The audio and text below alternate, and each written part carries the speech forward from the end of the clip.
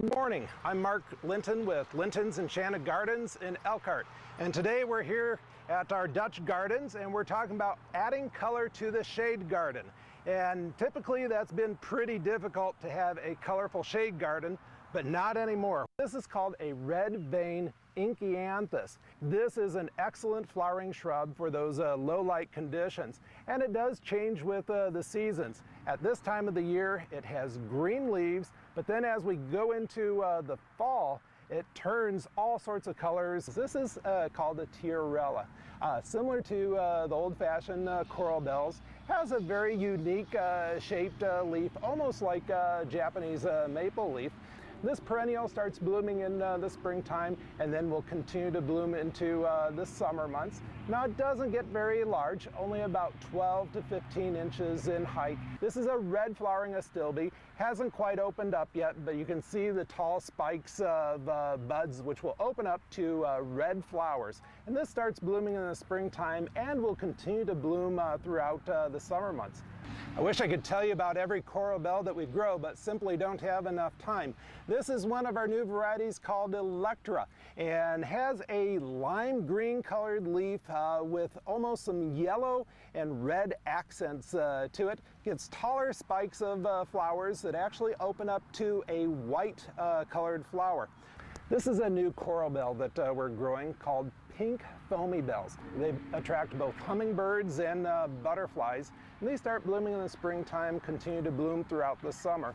Now they don't get very tall, only about 15 to 18 inches in height. This one is called Rave On. They look really nice in mass type of plantings, and what I especially like to do is put them next to each other where you've got some contrasting colors of coral bells.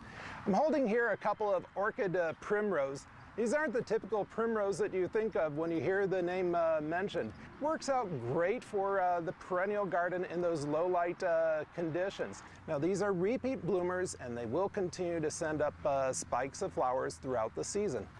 Whoever would have thought that you could plant a fern and add color to your garden? Well, now you can, called burgundy lace. And these have to have shaded conditions in order to perform well.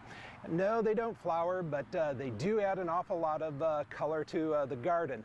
Now this variety doesn't get very big, only about 12-15 inches in height, but it will continue to spread. Actually, they could be used as a ground cover. This is an exciting new Brunera that we're growing called Spring Yellow. Now when it first leaves out in the springtime, these leaves are a much brighter yellow color, but what's really spectacular are these light blue colored flowers that bloom spring through summertime.